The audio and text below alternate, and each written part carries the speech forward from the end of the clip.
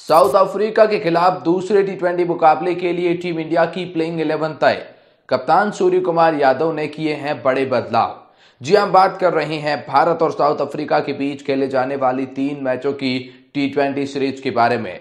हालांकि पहला टी20 मुकाबला विदाउट टॉस डिले यानी कैंसिल कर दिया गया क्योंकि बारिश जो आ चुकी थी और बारिश इतनी ज्यादा थी कि टॉस भी नहीं किया जा सका था।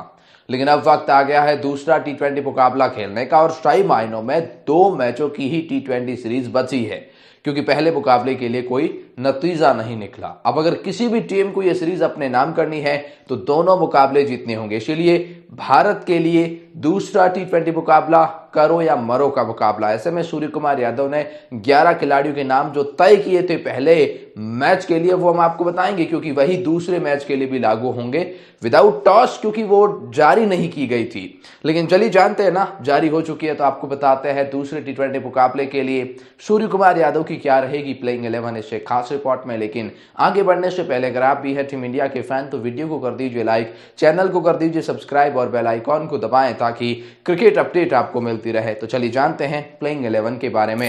तो जी हां, भारत बनाम साउथ अफ्रीका के बीच 3 मैचों की टी20 सीरीज का पहला मुकाबला बारिश के हाथे चढ़ गया। जो मुकाबला शाम 7:30 बजे शुरू होना था वो नहीं हुआ और बारिश की वजह से वो मुकाबला रद्द कर दिया गया।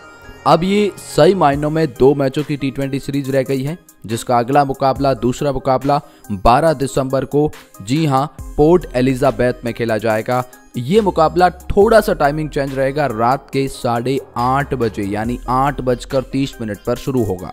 लेकिन इसके लिए प्लेइंग 11 में भी कुछ बड़े बदलाव हैं। तो चलिए एक एक करके आपको पूरी प्लेइंग 11 बताते हैं दूसरे टी20 मुकाबले के लिए। सबसे पहले ओपनिंग पेयर की बात करते हैं तो नाम यशस्वी जायसवाल का आएगा। पिछले कुछ समय से यशस्वी जायसवाल ने अपनी बल्लेबाजी से हर किसी को प्रभावित किया है।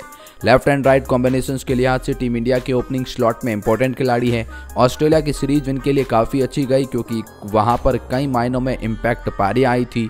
यशस्वी जायसवाल के अंदर वो काबिलियत है कि पहली गेंद से ही वो बड़े हिट लगाने के लिए जाने जाते हैं। इंटेंट उनका बहुत ही शानदार नजर आ रहा है यशस्वी जायसवाल का। इसीलिए यशस्वी जायसवाल जैसा खिलाड़ी टीम इंडिया के लिए सही मायनों में इंपॉर्टेंट हो जाता है। यशस्वी जायसवाल जो विस्फोटक अंदाज में रन बना सकते हैं, पावर प्ले में अब तक जो मौके मिले हैं उनको बुनाया है, तो कई मायनों में ये इनके लिए सीरीज इंपॉर्टेंट रहेगी दूसरा टी20 मुकाबला भी। इनके साथ में ओपनिंग पेयर में नाम शुभमन गिल का पक्का है। शुभमन गिल भी पिछले कुछ समय से काफी अच्छी बल्लेबाजी कर रहे हैं। तीनों ही फॉर्मेट में टीम इंडिया के नए स्टार खिलाड़ियों में से एक माने जा रहे हैं। तीनों ही फॉर्मेट में जगह पक्की करी है और अब वनडे वर्ल्ड कप के बाद इस मुकाबले से वापसी करेंगे। शुभमन गिल भी बहुत ही हद तक अपने आप को बड़े सिक्सर्स लगाने के लिए बैक करते हैं। स्पिनर्स के खिलाफ बहुत ही शानदार दिखाई देते हैं। उसके साथ में शुभमन गिल के अंदर वो काबिलियत है कि वो गैप्स फाइंड करते हैं, बहुत ही शानदार वो कट लगाते हैं, बैक फुट पर ज़्यादा खेलना पसंद करते हैं। कई मायनों में ये खिलाड़ी बहुत ही शानदार दिखाई देता है। तो टीम इंडिया की ओपनिंग जोड़ी यशस्वी जायसवाल और शुभमन गिल के रूप में दिखाई देगी। इनके आगे नंबर 3 पर नाम विकेट कीपर बल्लेबाज ईशान किशन का जाएगा। ईशान किशन भी पिछले कुछ समय से टीम इंडिया के किसी भी नंबर पोजीशन पर अपनी जगह पक्की नहीं कर पा रहे हैं। ऑस्ट्रेलिया के खिलाफ जब मौका मिला तो नंबर 3 पर ही मिला था। साउथ अफ्रीका के खिलाफ भी मौका मिलना तो तय है, विकेट कीपर की जरूरत आपको पड़ेगी और ईशान किशन नंबर 3 पर प्रबल दावेदार बन जाते हैं। ईशान किशन के अंदर वो खेल है, वो काबिलियत है, बड़े बड़े हिट लगा सकते हैं, मैच को जी हाँ रुख बदल सकते हैं। लेकिन थोड़ा सा शुरुआत में ये टाइम जरूर लेते हैं सेटल होने के लिए। कद छोटा है लेकिन शॉट बड़े लगाते हैं। विकेट कीपिंग का भी जिम्मा काफी इंपॉर्टेंट होता है, न केवल बल्लेबाजी बल्कि विकेट कीपिंग से भी आपको हर किसी को प्रभावित करना होता है और ईशान किशन उसके लिए भी तैयार है।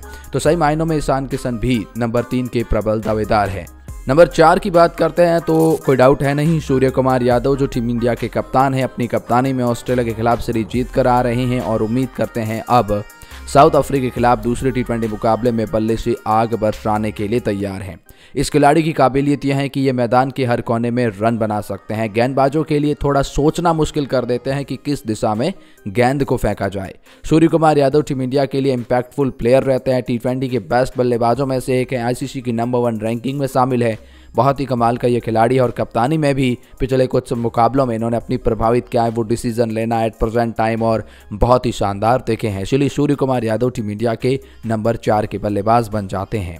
नंबर 5 की बात करते हैं तो नाम श्रेयस अय्यर का जाएगा। अब श्रेयस अय्यर भी पिछले कुछ समय से टीम इंडिया के लिए बहुत ही शानदार परफॉर्मेंस दे रहे हैं।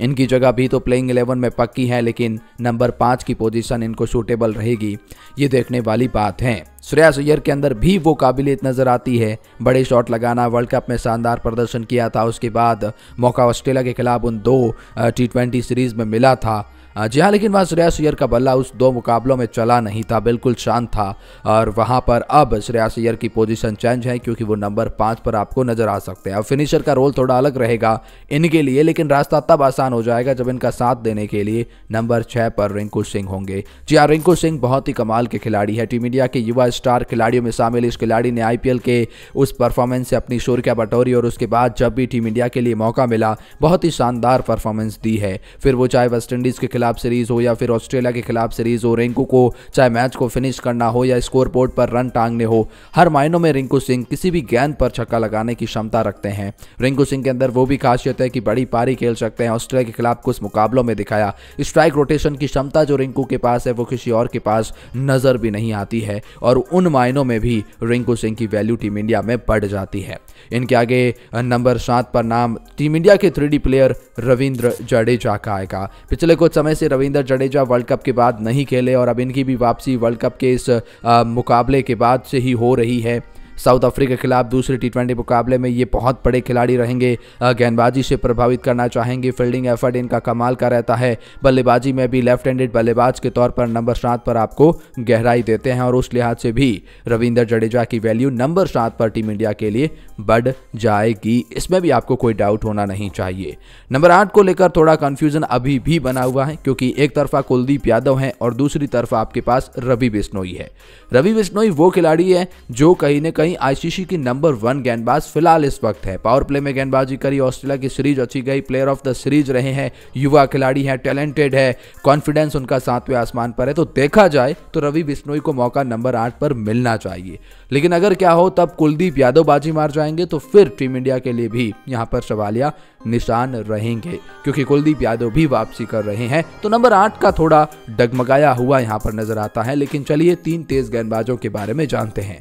गेंदबाजों की ओर देखेंगे तो सबसे पहला नाम जो आप 9th पोजीशन पर कह सकते हैं वो मोहम्मद सिराज का आएगा। पिछले कुछ समय से सिराज वनडे फॉर्मेट और टेस्ट फॉर्मेट ज्यादा खेले हैं, वहां पर अपनी काबिलियत का लोहा मनवाया है।